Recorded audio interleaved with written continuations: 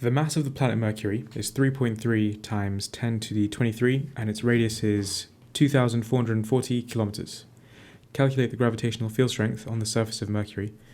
The equation for gravitational field strength is g m over r squared. So that would be 6.67 times 10 to the minus 11 times the mass of Mercury, which is 3.3 10 to the 23, divided by its radius, which is 2.44 times 10 to the 6. And that's just converting the kilometers into meters. That should be squared. And this gives us 3.697. And the units would be newtons per kilogram. The lowest number of sig figs in this question is 3. So we can then round this to 3.70 newtons per kilogram.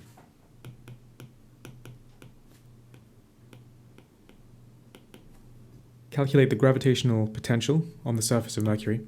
So gravitational potential is minus gm over r. So that will be minus 6.67 10 to the minus 11.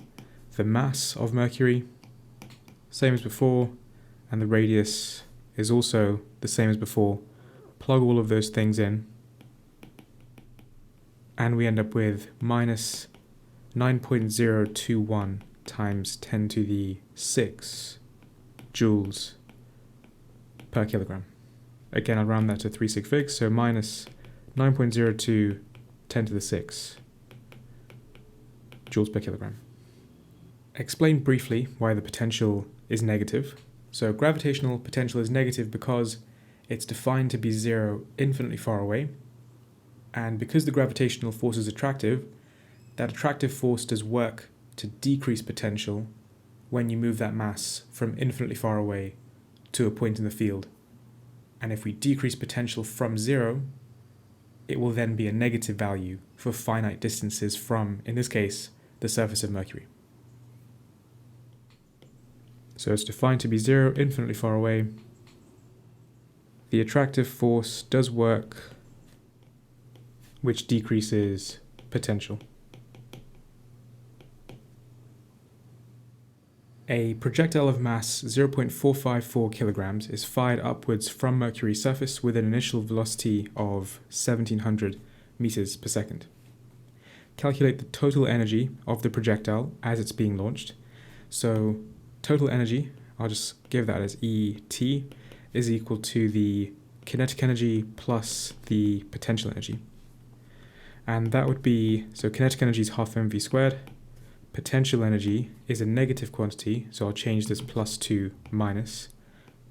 It's equal to gm m over r. That's gravitational potential energy. So let's put in our numbers. This will be a half times the mass that we're considering, 0.454. That's the mass that we're launching. That has a speed of 1700 meters per second. And then minus gmm over r, 6.67 10 to the minus 11 times the mass of Mercury times the mass of the object. And we're considering it being fired from the surface of Mercury. Therefore, r will be the radius of Mercury, which was 2.44 times 10 to the 6. Type all this in, and we get minus 3.4395 times 10 to the 6 joules, which is approximately to 3 sig figs, 3.44 minus 3.44 times 10 to the 6. Use the principle of conservation of energy to calculate the maximum height that the projectile reaches. Mercury has no atmosphere, so we're considering air resistance to be negligible. Okay, so what's happening here is the projectile has some initial energy, which is a combination of gravitational potential energy and kinetic energy. We worked it out in the previous part. That was equal to the minus 3.4, etc., times 10 to the 6. If this is the total initial energy, that will be equal to the total final energy. When the projectile reaches its maximum height, all of the energy will be converted to gravitational potential energy. Like when you throw a ball up in the air, its kinetic energy gets converted to GPE. Same thing here. this projectile's energy gets all converted to GPE. So this initial energy, because of conservation of energy, is equal to the final, and that's, in this case, equal to solely GPE. So GPE is minus GMM over R, and that will be equal to minus 3.4395 times 10 to the 6. We can rearrange this. The radius is then, so the minuses cancel out, radius is then equal to 6.67 10 to the minus 11 times the mass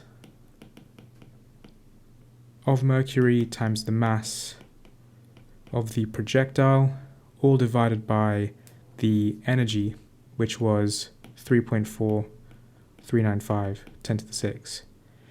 Type this in, we end up with 2.9054 times 10 to the 6 meters.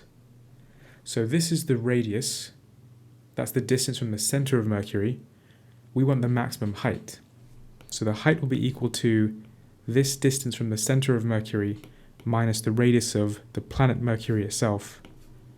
So 2.9054 10 to the 6 minus 2.44 10 to the 6. That's the radius of Mercury. I wrote E for some reason, that should be M for Mercury. And that gives us 4.65 times 10 to the 5 meters.